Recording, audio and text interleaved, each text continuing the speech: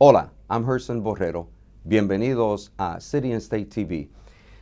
Thank you for joining us. It's particularly important for me to convey that our next guest, this current guest, Zenaida Mendez, is a person that I have known with so many hats, with so many, not the titles, in so many wars, in so many community battles, but also holding positions within government. Zenaida, bienvenida a City and State. How are you? I'm good, thank you. You're good. I know you're good. I know you're doing well. Her current role, you're president of the National Organization for Women in New York State. Now, I've got to ask you, you talk about now, and I always see white women, never a Latina, never a wise Latina like yourself, and especially a black Latina. So just briefly, is that part of the change that you are seeing, the evolution of our coming on stage on New York State, and I'm talking we as the Latino community? Is it part of that? Sure, I'm the first woman of color, the first Latina heading the New York State chapter now. But now, when it was founded, there were women of color as founder of the organization nationally. But I think we are everywhere. We have just to step forward. But definitely now it's perceived as a upper middle class white women organization. But the issues definitely affect women of color even more than it affect white women at this stage. In your current role, putting that aside, which is an important, one of the things that I've always seen you at is as a guerrera, a warrior, for issues of inequality, to make it equality for everyone in every sense of the word. You have 3 daughters. You also now have a particular private life and public life that you have always shared with everyone in terms of your involvement with the community as the Dominican, first of all, but as a proud and a woman who's always demanded respect, R-E-S-P-E-C-T. Where is the state of politics with regards to the Latino community? We see all these elected officials at the New York State Legislature.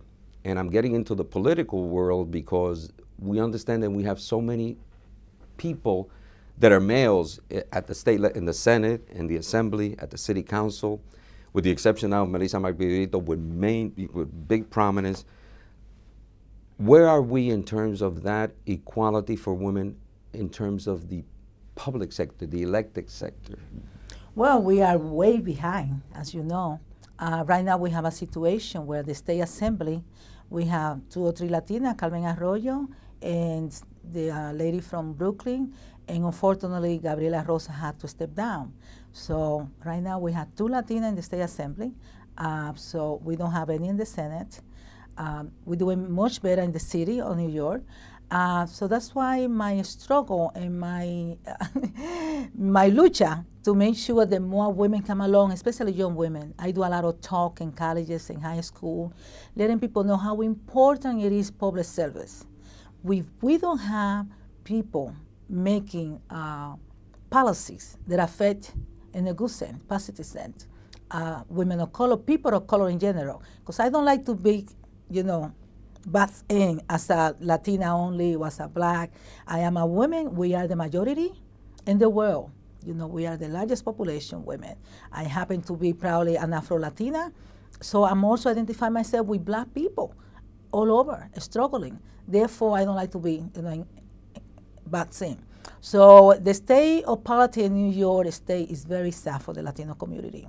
Very sad. Every day we see more people going to jail, more people being indicted, because of the lack of integrity and the lack of ethics, and I don't know why also. I mean, how our parents, our foundation is so ethical, why new generation of young people, some of them born here, why they bring some traits that, and I think they have to do with the lack of campaign reform. It had to do with the salary.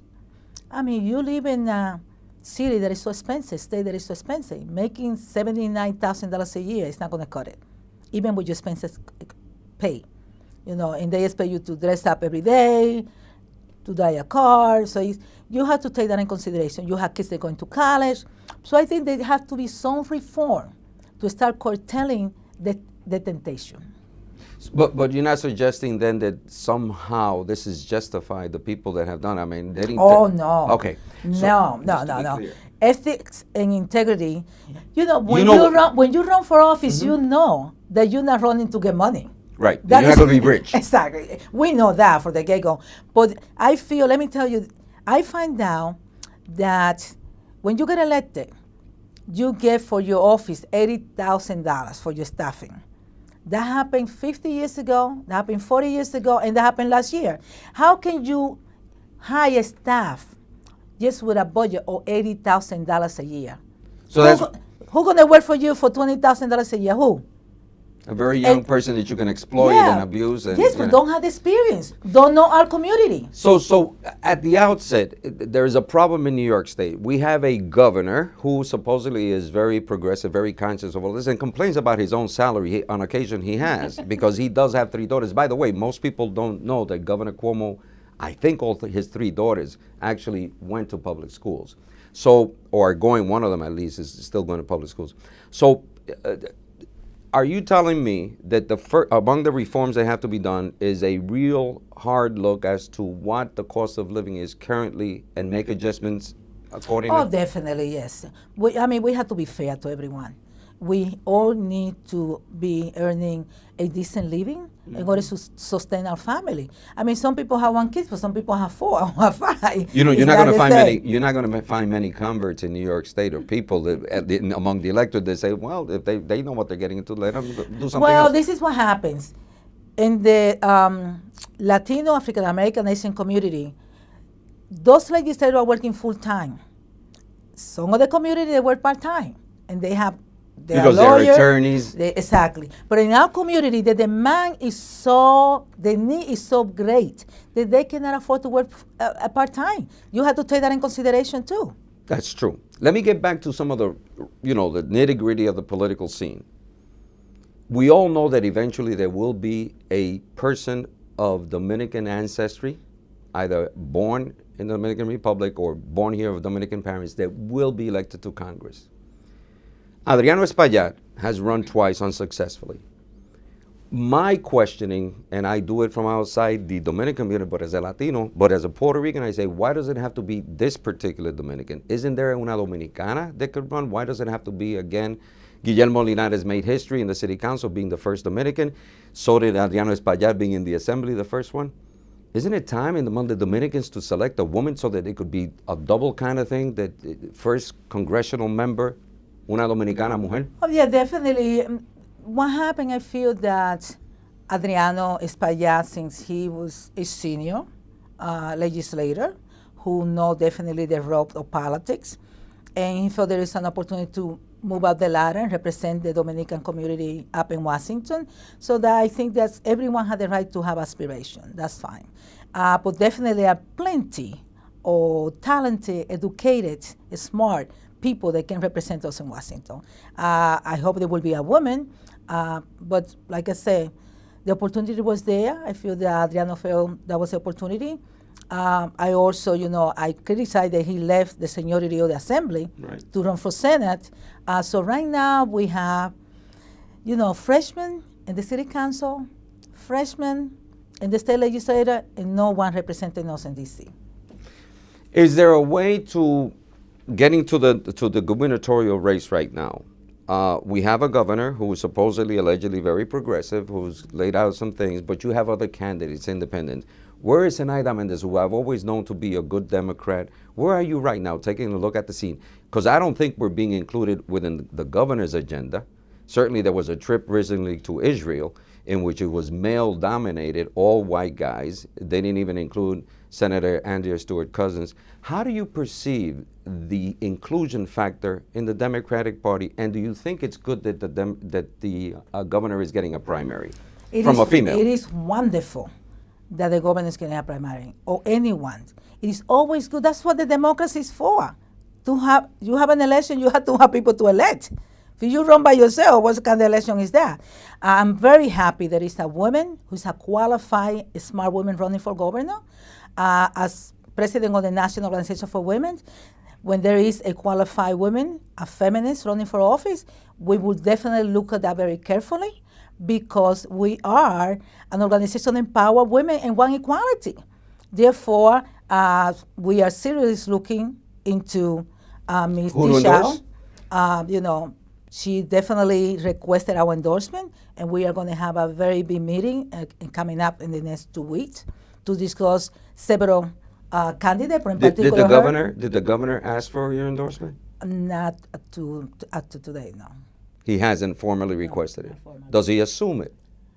It cannot, because we have a process. People have to fill out a questionnaire. They have to meet with us. So we do have a process in place for endorsement. And you haven't received that No, we haven't. questionnaire from the governor? No, not up to this morning at 9 o'clock. Interesting.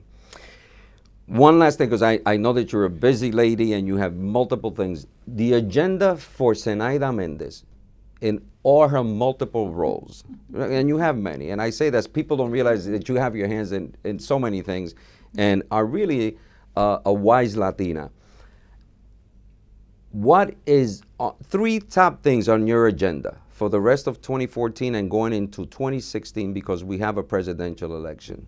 Can you? Well, our agenda is to continue to fight for equality, fight to increase the minimum wage to a fair, $16, $17 an hour.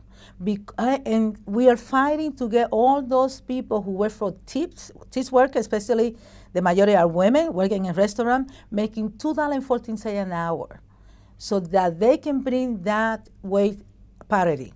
Right now, we're asking the governor to convey the wage board, which is headed by Peter Rivera.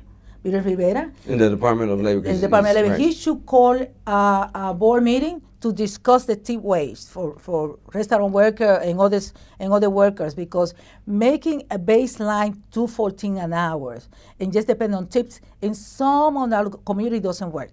Our people don't give them tips that well. So in the high-end restaurant, maybe they might do well. So in the service area, whether it's restaurants or in hotels, Yes. you need some attention to that in terms of raising the pay scale. And he promised he will look into that. When he increased it to $8.25 an hour, they promised they will look into that, but in order to do that, they had to convey the meeting or the wage board. It has not been done. So this is our priority for the rest of this year, and in January to make sure that we do what is fair for all those low wage workers. I'll do a fast forward before we say goodbye for now. Zenaida Mendez, you as a wise Latina who has her hands everywhere. 2016 is around the corner, politically speaking. There is the mention of Hillary Rodham Clinton running for president, nomination at least of the Democratic Party. Do you think it's her time? Do you think that this is the candidate that we need, that the nation needs to be out there? Or do you think, are you going to wait it out to see what other Democrats step up to the national stage? Well, I personally will wait it out, because I am very concerned. I keep track of what's going on in the world, not only in the United States, but what's happening in the Middle East, what happened in Latin America. And when we have to be concerned about the United States foreign policy in those countries, we have to have someone who understands foreign policy. Mm-hmm. And that is my concern. Latin America is growing, is getting strong. We need a president to understand that we have the right to continue to grow, to develop our own independence, and that's a concern to whoever is going to be the president of the United States. They understand that. The stage of women globally, it is very pitiful what's going on. When we talked about war, when we talk about Iraqi women, right now, when we talk about Afghanistan, you look everywhere in the world. Right now, my concern is all those women and children in the border. Yesterday, they opened new detention centers. These are Latinos and Latinas, children. Why would they have to go back when the United States is helping other people in other countries? So why can we help those people that are here because of the policy of the United States on those countries? That's going to be a tough one for you to meet the right candidate. I assume that at this point, Hillary is, I'm sure you've met with her. I'm sure she sought you out. I know that you were helpful to her because I know how much work you've done. Hillary's not sitting too well in your book right now. Well, it's not that I'm trying to, like I said, I look everything globally. I cannot be myopic and just look at the United States. When I know, I'm a product of what happened in the Dominican Republic in 1965. Which was the North American invasion, the taking out of Trujillo, exactly. the Civil War that I know that we need a president that will understand that some of the policy of the United States in Cuba, in Venezuela, in Puerto Rico, which is still a colony of the United States, we have to go back, and I know that Hillary already said that she's willing to lift the embargo in Cuba, which is fantastic. And that's, do you believe her? I do, because I think that her travels all over the world, and she said everyone is in Cuba, except the United States. So it's about time. The embargo has not worked 50 years. It hasn't worked. Therefore, so I'm looking for someone who is open. And it's a lot of resistance because you have to understand the Senate and Congress. Because, believe it or not, we have a lot of resources in Latin America and in Africa, which people don't know about here, because when you watch the news, it's all about the bad news, it's not about the good news. Except when the president convenes along with Michael Bloomberg for investors to take over in Africa. We're going to leave it right there. I know you want to talk some more, so do I. Thank you so much. This is the first time on City and State TV. Zenaida Mendez, thank you for your time. We expect to talk to you soon. Hay muchas cosas que hablar. Regresaremos pronto. City and State TV. I'm Gerson Borrero with Zenaida Mendez. Gracias.